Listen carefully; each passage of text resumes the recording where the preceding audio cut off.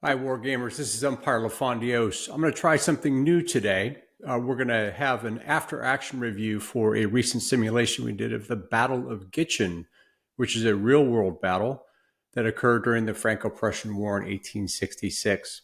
I'm going to take a departure here, more than a prepared presentation. I'm just going to riff through the AAR, give some ideas, because we're moving toward a club of folks who like to play these simulations, who like to study Moltke.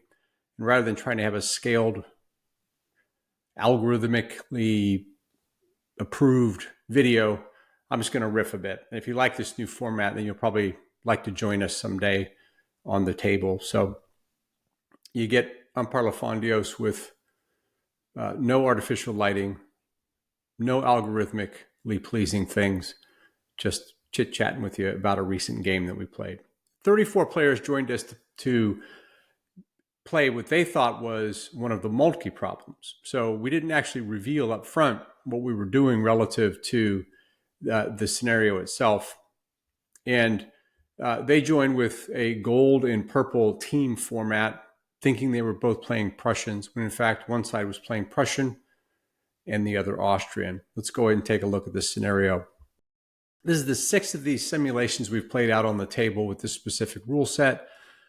And we had the majority of the players on the Austrian side, because the Austrian forces actually had 6 brigades in their corps under the command of General Klamgalis. I'm not pronouncing that correctly. Apologies to my Austrian friends. And on the Prussian side, there were actually 2 divisions that were approaching the town of Gitschen, the 3rd and the 5th. They weren't actually under a unitary command, but they had the instructions from their leader, Prince Frederick Charles, to actually converge on Gitschen. So the player missions were gold, who were the Prussians, where their initial mission was to actually get the town of Gitschen and the crossroads there for further operations. And you see that on the map. The yellow crescent is where they could start. So they could start from the north or from the west. And that reflected the fact that in the historical situation, the 3rd actually came from the west and the 5th came from the north. So the gold command team had the chance to move from either of those directions. The gold had 2 divisions, each of 2 brigades of infantry, with what was essentially a standard Prussian format, which was 1 regiment of cavalry per division, as well as 2 batteries of artillery.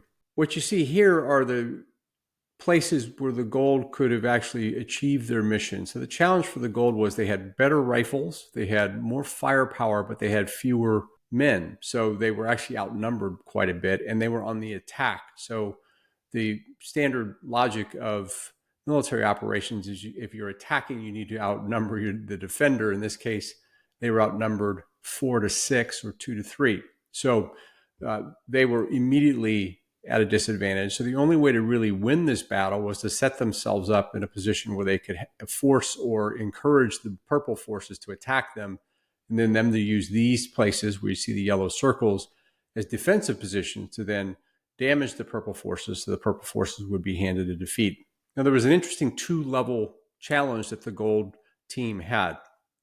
The first level, they were given the very explicit mission: go down and seize the crossroads at Gitschen, which in the scenario we were calling Serigol. And what we had done in the scenario is we disguised the battle so nobody could go back to Wikipedia and figure out what had happened historically. And I used Turkish names for the locations so that there was no obvious connection, so people couldn't make the connection that this was the Battle of Gitschen. So we called it Serigol in the scenario. And you'll see the names sometimes switch, because what you're looking at is a screenshot from the scenario versus a map that I had made of the actual historical names of the towns in Austria. So the gold CIC was a player named General Melchett. His first name is Simon.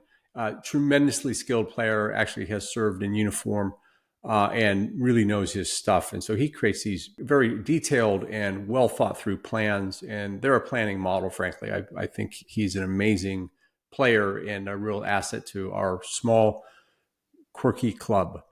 So what you're seeing now is the actual plan that Melchett and his team came up with. And his decision was to actually head to the eastern side of the map and put his entire force on one road and just have a thunder run, as we say in modern terms, down the road to Senegal, like so he threw all the eggs, as it were, in the eastern basket. The only thing that was a watch out, and we've talked about this in an AAR that I published, and I actually shared with the players, is that it makes it difficult to get one core down a single road. And if you look at the Moltke problems and have looked at the Moltke problems in any detail, Moltke talks quite a bit about ensuring that you use multiple routes in order that your forces can support each other and they can actually achieve some level of movement and support while they do so. So a core in its all of its combat units on one road would extend around 14 kilometers, according to Moltke's calculations. And it can really only move 4 to 6 kilometers quickly in the course of half a day. So you can't really, the ending units couldn't support the leading units if they got in trouble. Where if you had two elements of the corps, two divisions moving on parallel roads, and they were 4 to 6 kilometers apart, then they could move to support each other if they got into trouble. So that was really the principle behind move separately, fight together. In this case, we talked about some of the opportunities that might have been missed by putting all that corps on one road with the team, and they had a good conversation about that. What you see now is a purple line showing the good terrain where the purple team could defend. So this is the other side of the map as we talk about the purple plan. And in fact, historically, the Austrians defended somewhat along these lines, and they set up really well historically in the Battle of Gitschen. So the Austrian command staff had a good handle on the territory because it was within their boundaries. So this line here tells you how they could set up. And the yellow circle here is where historically the Austrians concentrated their artillery. So one of the points of feedback for the team was that they actually took the artillery and spread it out amongst the different units. And in fact, if they had task organized, which is a principle that Moltke talks about in the problems, and put the artillery together, they could have created concentration in one area that would have relieved the problem of having to fend across this very large line. So if you look at the size of the purple line on the map, if you took and spread all your forces along that, you'd have a much thinner defense. And as we've already seen from Melchett in the gold team's plan, they planned on concentrating to the east. So that would have created a problem if you had half your forces all the way on the west. So there had to be some sort of concentration for the defense and the ability to deploy reserve. Artillery could have helped with that, and it was an opportunity that the purple team could have taken. They didn't have a chance to. So this was the purple layout of where they wanted to go. And it's actually quite solid. There's nothing wrong with this plan. They put the 1st Division to the west, the 2nd Division to the north, the 3rd in the town of Gitschen itself. And then they pushed the cavalry north to act as a screen and determine where the enemy was coming from. So this is actually well done. They've taken into account a reserve that they could use. A couple of small details on this. I was not able to keep them in brigades because if I'd handed the order of battle to the players and said, you're in brigades reporting to a corps, these players are sharp enough on their history that they said, wait a minute, that's not Prussian. And somebody really smart would have done the research and come back and said, we're Austrians, right? So it would have been a bit of a spoiler. So I did organize them into divisions, which was not historically accurate, but we have to protect ourselves from our overly intelligent players who will discern what's happening. Always a challenge for an empire with this very intelligent group. So, but done in a way in terms of numerically that it matched the historical brigade. So the 3rd Division was actually slightly smaller, and the commander, the corps commander, a player named Cactus, did a very nice job laying that out. So good job on both teams. And what you're seeing now is the two plans overlaid. Now you see here the names are in Turkish, which was for the scenario. But you see the 5th and the 3rd, we're going to go down that one road to the east.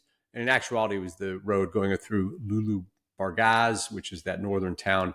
So even my arrows show parallel paths, which they didn't actually order in the final analysis. But you can see there that the cavalry was well placed to cover a focus on the eastern side. The divisions could flex. This was set up to be a very interesting scenario. So well done by both teams. I call this out because General Melchett, who I've already complimented to the point of certainly he's not going to be able to get his head through a door if I'm not careful here. Simon did an excellent job here, and I would highly recommend all players copy this, in that he created a milestone map. You can see here waypoints where they could communicate. Now, whether you put as many waypoints as Melchett does here, whether you have your own version, it's always good to put some sort of waypoint system on that simplifies communication. So for instance, in their orders, they would say, I want to go to blue 4 or yellow 8. And it just made for a very clear way versus having to say, I'm going to go to the town of Yellerski and people searching all over the map. So it reduces cognitive load on your fellow players, and it allows them to focus on actually ordering their units and fighting the battle versus trying to figure out where they are on the map. So let's talk a little bit about the orders of battle and how the players were divided. Because we had players playing different levels of command. Melchett had 4 people with him at the high level of command for gold, but he also had two teams that were acting as the division commanders. So they had to communicate back and forth with each other to make sure that they were clear. And this is where the commander's intent, things like these waypoints really matter. The problem was even more difficult on Cactus and his team's side because they actually had 4 command teams. And I gave the cavalry commanders the option to break into smaller groups. And so, in fact, they chose to. So there were actually 5 different cavalry commanders, 3 infantry commanders. So they had 8 different points of communication that they had to coordinate to make this plan work, which is very difficult to do when you're talking about written communications, and there can be miscommunications.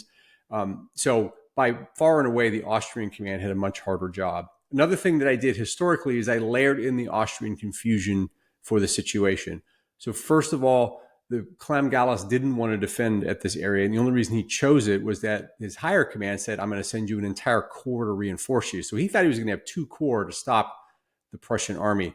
And then later on, the higher command said, oh, we're not going to send those folks. And so he ended up picking a place based on getting reinforced that was then pulled out from under him, which was very confusing. We mimicked that in the game by telling the commander that he was going to get reinforcements, and we pulled them away.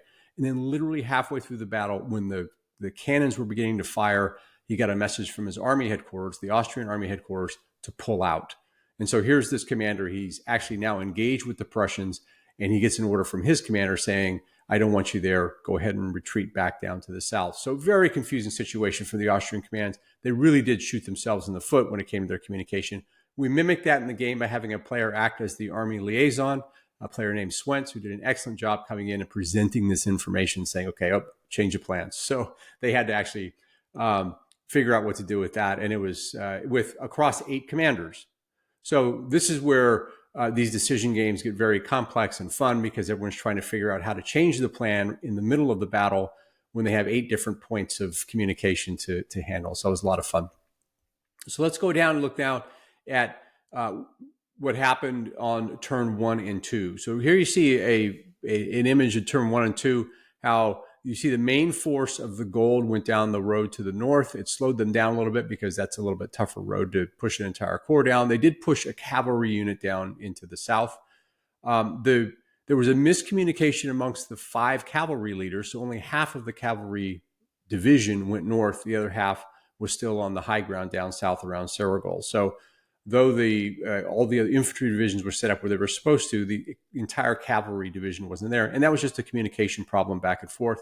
They resolved it eventually, but it's a great example of how you got to be really diligent about your communication when you have 8 different commanders to talk to.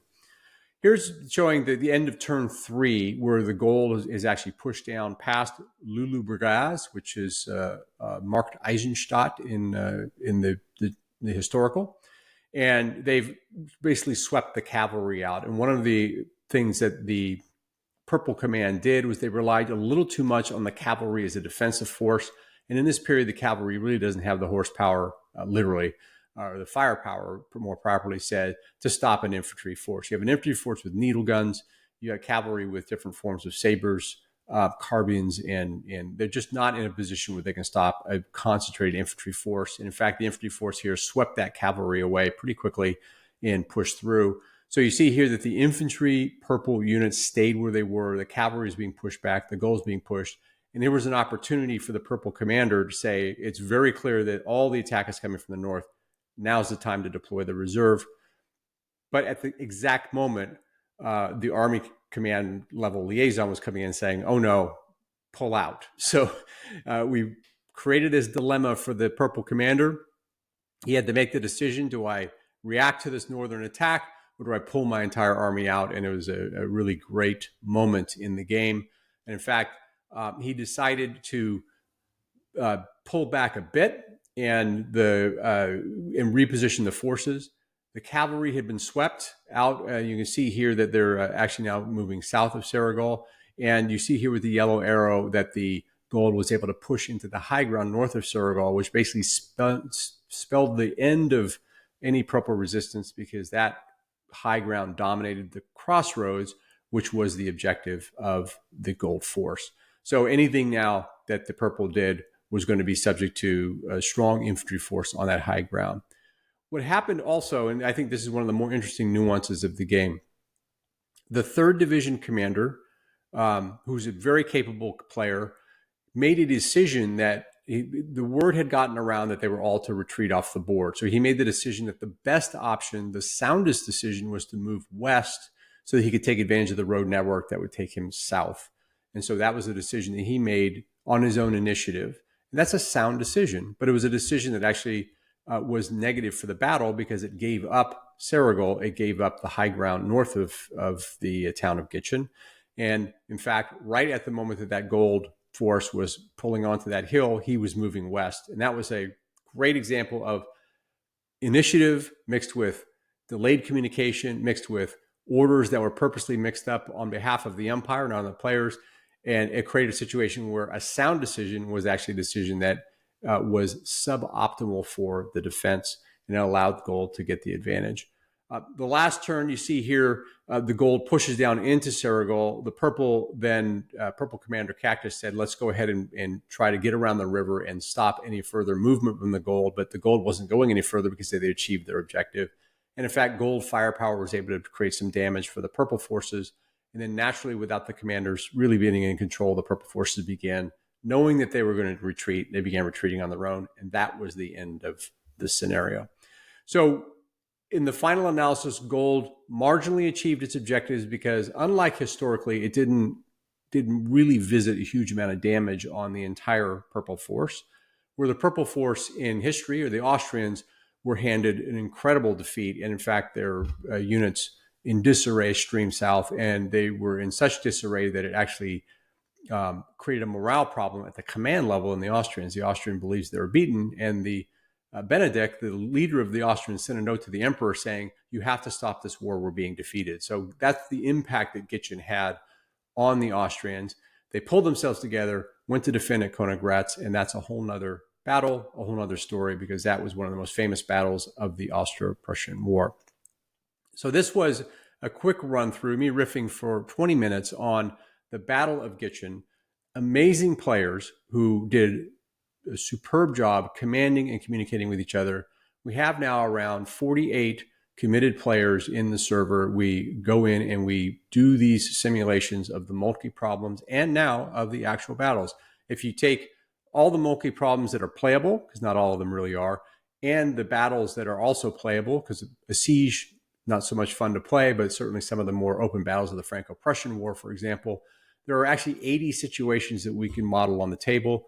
And as we model these, we look at Moltke's different Moltke's different philosophies and his different military theories, and we debate them when we learn them as we go. And so this is all an exploration of this period of time and a type of warfare that has been somewhat lost to history, but we're trying to revive it on the table.